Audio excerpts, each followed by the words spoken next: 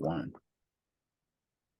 Hey, welcome back to the deeper dive version of 26 Minutes with, again, David Cohen here with you.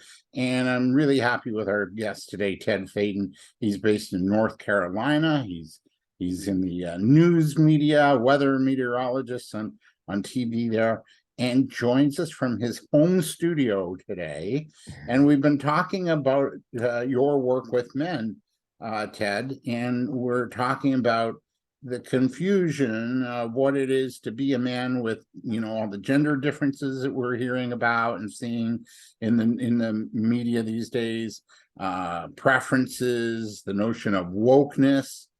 Has the pendulum gone too far in your view? And do you see the extreme shift we've been seeing coming back to center in time? Because I feel it is starting to come back a little bit. Yeah, I think you use the word pendulum very, very well. I do think we have seen a pendulum swing. And you can look at the extreme on either side and blatantly say it's wrong, right? But somewhere in the middle might be the answer. I think we're in a world where the loudest voices are the minorities right now. And because of that, the middle, more of the logical middle, gets drowned out.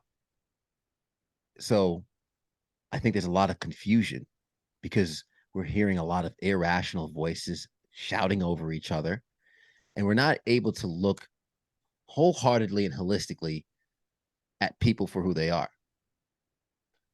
For the most part, I think a lot of people, and this is what I mean by this pendulum coming back down towards the middle. I think a lot of people just want to go about their business, live their lives, care for others, but live their lives how they're looking to live them.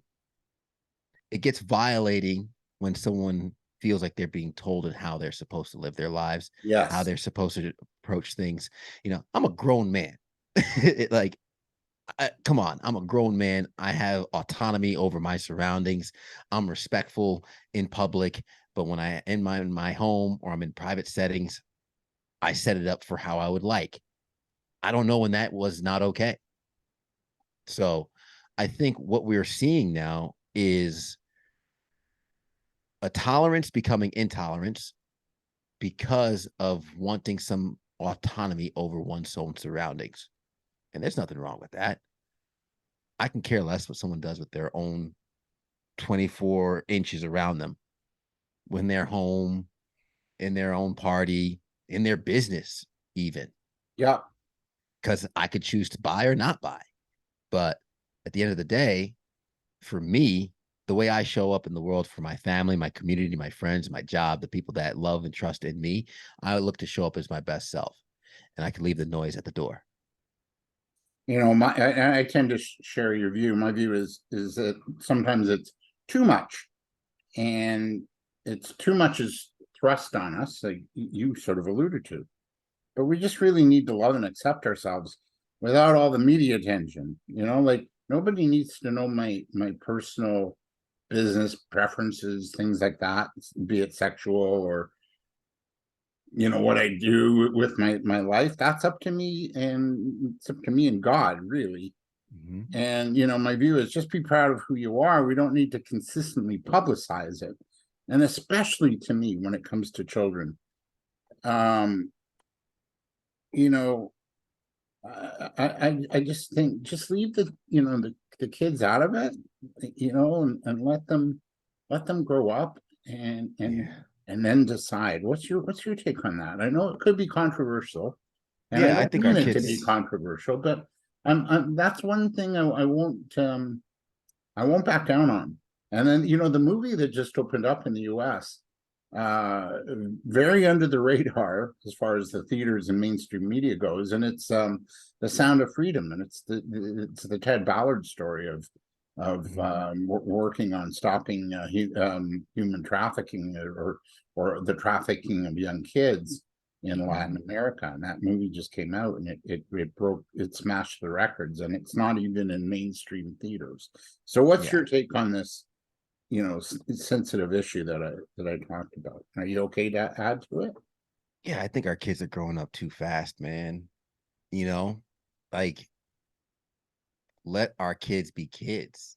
Like, man, I remember up until maybe 13, 14, I was worried about the latest video game. I just wanted to play. I just wanted to have fun. I just, you know, I What? wanted There's to, another level in Super Mario? there's another level, right? Or I'd be out and like I'd take a stick and it was curved a certain way. So I'd pretend it was a gun and me and my friends were chasing each other, playing, shooting cops and robbers, things like that. Like, what happened to that? Right.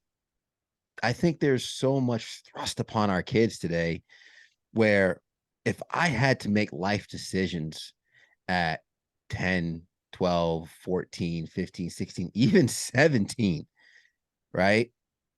I don't know where I would be today if I had to stick with those decisions. Case in point, 17 years old, I decided, okay, I want to study computer science. By 18, I found out that was the wrong choice. I thought I wanted to be a I wanted to do computer engineering, right? Thought I wanted to be a computer engineer for my life. That's what I wanted to do with my life. And we put so much pressure on our kids. What do you want to do for the rest of your life? I want to be a computer engineer. Imagine, hey, you're a computer engineer. You're stuck with that, bro. You can't undo that. You can't change that. This is it. Like, if I made decisions at 18, 17, and 15 that I'm stuck with today, I'd be in trouble. So I think our kids are asked to grow up way too fast. Now, there is a mental health aspect to it, but like there's a lot of noise being thrown at our kids nowadays. A lot of noise. And our kids need protection. I think they need protection. They need protection from the predators. They need protection because, like, as you mentioned, that movie, they need protection from the predators. They need protection from the dangers, right? Kids are growing up too fast. And when they realize the reality of the world at such a young age, unfortunately, they're forced to make decisions of reality Yeah, when they might not be fully able and capable of doing so. yeah. So you're a pretty expressive person. You've got a podcast, you're talking about men's issues, sometimes even men's rights, things like that. Do you ever bump up against the team in the newsroom in terms of your views being a little bit different, or do you just sort of leave you have a separation approach? What approach do you take to it? I mean, I have a coworker of mine and we debate almost every day. And it's great. It's not only is my coworker, he's a really good friend of mine, love him to death. We work out together afterwards, but we have fun debates. And the beauty of our debates, everyone's like, when are you guys going to get a podcast? Because what we like is we are not committed to our side or our stance. We're committed to the truth and what's best. And we literally hear each other out. We talk different issues and we get to find places of solution in our conversations. People don't have that dialogue anymore, right? It's like there's an incapacity to sit in disagreement nowadays, Yeah, right? It's cancel culture, right? Like, yeah, I don't you like say you, I'm something, deleting you. yeah, you say Yeah. something I don't like, I disagree with, turn off, right? Yeah. No, but sometimes we need to learn how to take the meat and leave the bones, you know, take what we could use, leave what we can't for the most part. And I mean, I would say I don't think I have any controversial views, but I don't know. Right? Like there are some people who I've possibly offended, but I don't mean to. I don't mean to offend anybody. I love people. Yeah, and I've interacted with all walks of life. I love all walks of life. I have no Mm. reason to dislike or hate anybody. I'm confident that I show up in the world as best as I can. If I rub someone the wrong way, I'd love an opportunity to correct it. But if not, I'm going to keep it moving. So for work, I mostly keep my mouth shut on things. I do know there was one time, um, there was some story that we covered, and I said, you know what, that's why I tell guys they need to protect themselves from women. And the immediate backlash was like, oh, what are you talking about? Women need to protect themselves from you guys. And I quickly addressed, I said, listen, you're not wrong in that statement, but neither am I. Right? The most dangerous thing a man could do is pick the wrong woman in life. And I would say the same for a female. And I think we live in this world where one statement automatically gets concluded as a combating towards the other statement, right? Like, why can't both be true? You know, we do live in a world where both, quite frankly, are true. Women, protect yourselves. Men, protect yourselves. Those are both true statements. And I feel like we live in a world where a lot of times when I say things, I have to present the acceptance of the other side in order for my side to be okay, because of that intolerance for people to sit with disagreement. So for the most part, I don't really come into any issues at work. We're very much, I mean, my team, we love each other. We have a really great relationship, great camaraderie. Me and my friend Julian, we're gonna debate till the wheels fall off. And we debate nuanced things, even a stance we don't agree with. We'll just say, "Have you considered it like this?" Because it's just, for us, it's mental jujitsu and it's fun. Yeah, it is. And I like what you alluded to, women and there's also toxic femininity too, where they're taking on more of a masculine role, which could be a bit off-putting for a man, or Sure.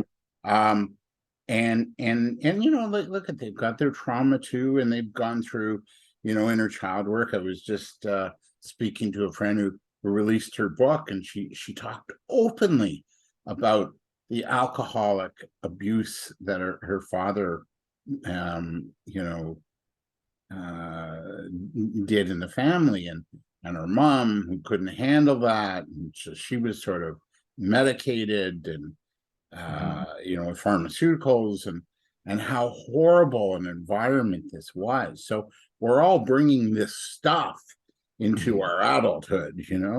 Yeah. But women, one thing I like about women is they tend to connect in a way that's different than men as far as their social networking events. And you're all about bringing men together, talking about issues, networking, coaching them. What can us men learn from women that we can bring into our networking and personal growth events? Get a tribe, get a group. I'm not saying go to the bathroom together in droves. No, don't do that. But like, men need a tribe. They need other men who will test them, celebrate them, support them, hate on them, right? Toughen them up, right? That I would think of when I first got into wrestling, and it's unpopular, right? Like, sure, you can call it a form of hazing, but that's where I think sometimes as a society we're a little soft, because at wrestling, I got my butt kicked, David. But that was my initiation into the group. And we used to have, through ancient societies, rites of passage.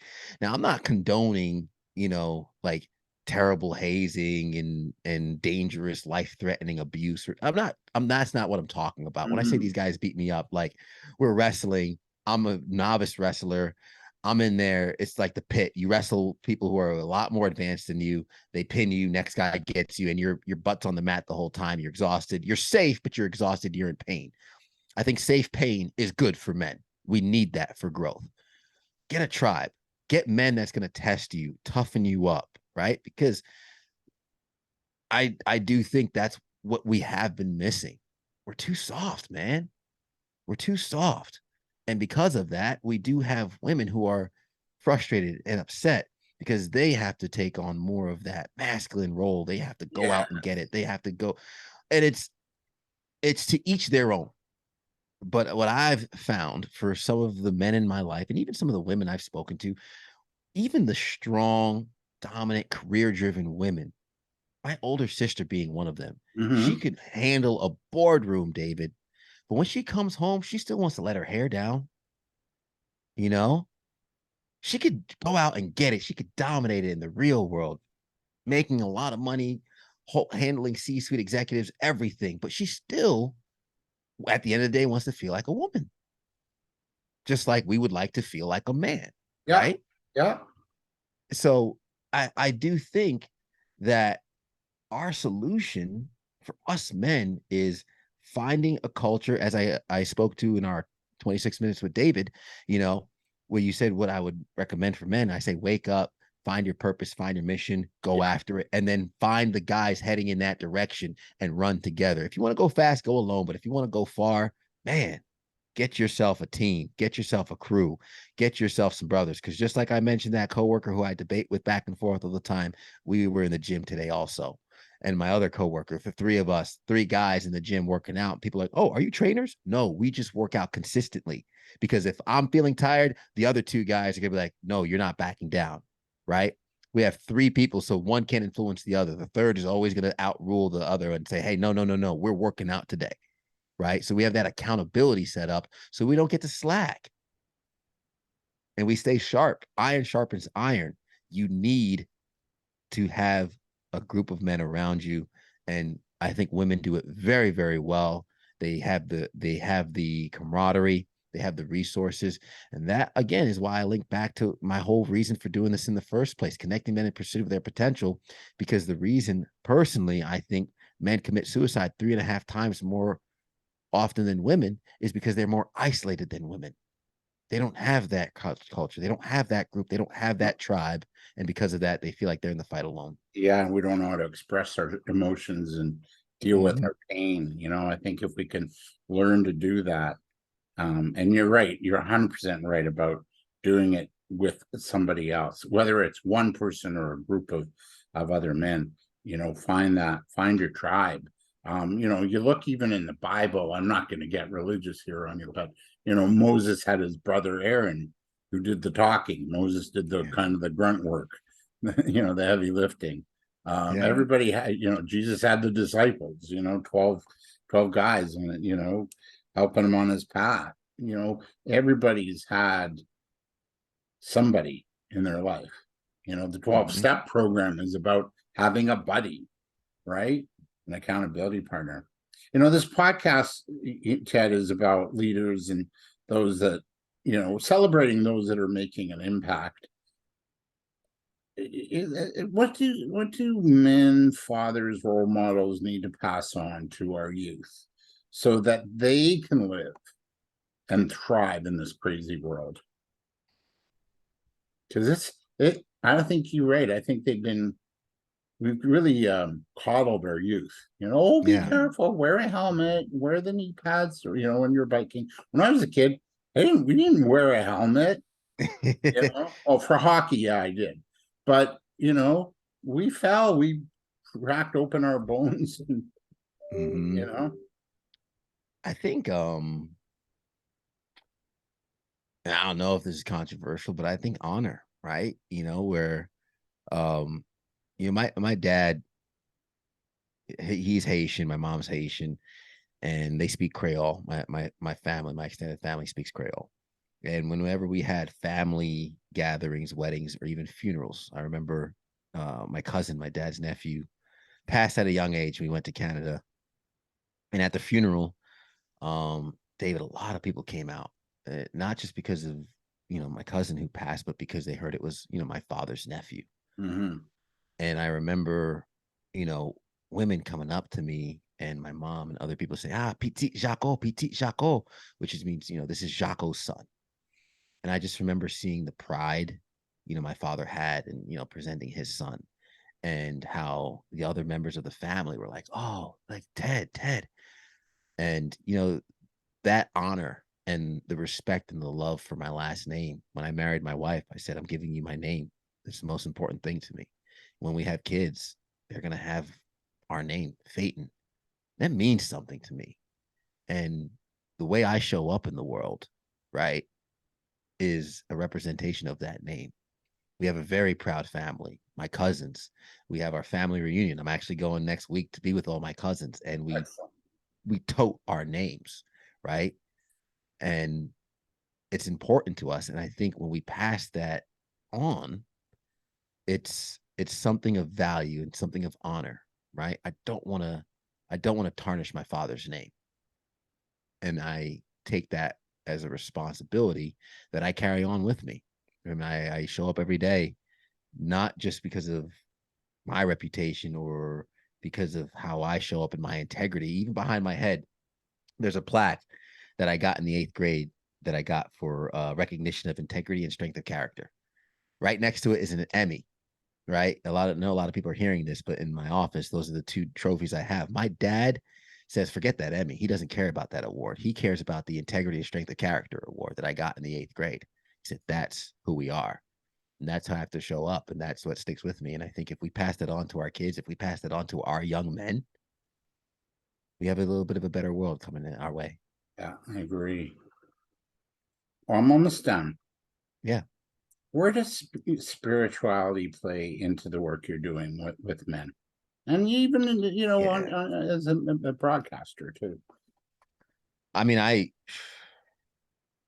owe everything I have to God, you know. Um, it's God's work, not mine, right? I say the prayer, God make me an instrument of you. I want to show up in this world as an extension of God and follow, no man is a template, nor will he ever be, but the template of a man I know is Jesus. So I've been working and growing and building my spirituality, but I do think as men, we have to have faith, belief, and connection to something bigger than ourselves wholeheartedly. Maybe you're not a Christian, right? But belief and faith in something bigger than yourself. If you don't want to call it God, if you want to call it the universe, if you want to call it karma, whatever, there is power in that. And I wholeheartedly believe that there are works beyond what we know. Yeah. There's too much of a complexity in this world. There's too much of a beautiful design for this to be all by happen chance, in my opinion. Yeah. So I wholeheartedly believe that, I'm here by the grace of God. And that's my stance. And when in the work I do with men, it's just a focus on belief in something bigger than yourself. Because if you only operate in this world for yourself, you're going to fall short. You're going to fall on your face. You might do well, but you're going to do the world a disservice and fall short somehow, some way. Yeah, and I share that, very similar views to you. Um, and I see like people are tearing this world apart, but we have to really rebuild it and in a way that's going to be better for all, Mm-hmm. and part of my work moving forward is investing in youth entrepreneurs, 19 to 35. They're our future leaders. This is what this podcast is about. I did a small business success show for years, and it's like, no, we need leadership, and we need Mm-hmm. examples of people that are leading, you included, my friend. So, Thank yeah. you. Last question. In the work you've done with the men's podcasts and interviewing some really interesting guests, Dr. DeMartini being one of them. I'm connected to him on LinkedIn, so I see he always posts these videos and lessons, and he's always dressed to the nines. Was he dressed in a suit when he interviewed? Very sharp, Yeah, Jesse. yeah. Yeah. Anyway, what have you learned about yourself through doing this work? Um, that I have a long way to go, personally. Um, it started in pursuit of me being the best man I can be. And I know I'm capable of doing more, being more, and showing up as more. And just speaking to some of the amazing men that I've had and what they've accomplished, how they show up in the world. How do I have a man who is a guest on the show who manages 4 multi-million-dollar businesses and still spends more time with his family than I do? Right? Like I I I'm falling short, bro. Right? I want to learn how he's doing that. Yeah. Yeah. So it's realizing the true amount of untapped potential we have within ourselves. And through the guests that I've had, I've realized wholeheartedly that I'm gonna always be a man who's a work in progress, who's always growing, who's always pursuing that next level and showing up for those that are around me, being dependable for your loved ones. And I start to think of the responsibility that has, right? The pain, the worry, the anxiety the people around me have as a result of me not being my best self, right? If I truly believe I'm capable and able to be a multimillionaire every day that I'm not, the people around me who worry about money, who worry about finances and how things are going to work out, they suffer because I'm not tapping into that potential that I truly believe that I have. So I found that I got a lot more work to do. and I'm committed to doing that work, which is why I show up each and every single day. I continue to do the podcast. I continue to pour in the men that I think can show up better in their worlds as well. And I invite them all to be part of the tribe, be part of the Noble Knights, get some brothers in arms.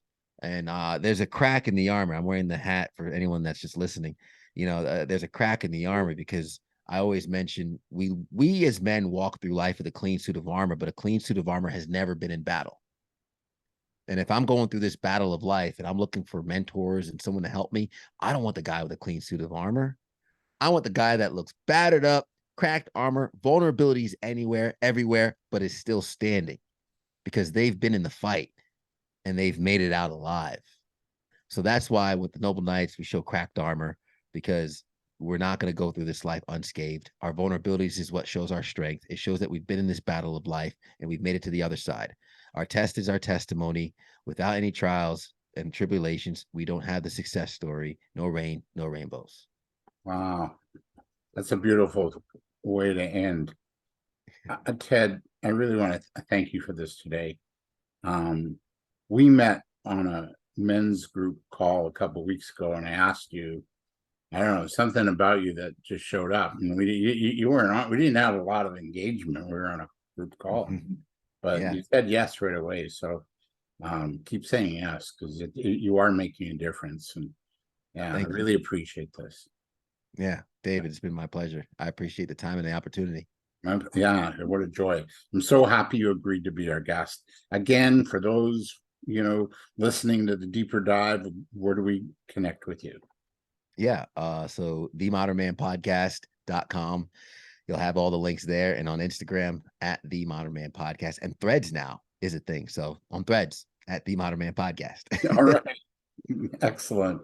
Thank you for listening and tuning in. For those that are doing that, the show honors those who are leading, making an impact, creating positive change on the planet and locally. I'm your host, David Cohen. Next week, we're looking at finding your voice. Please share, like, comment. It means a lot. Have a good week, everybody.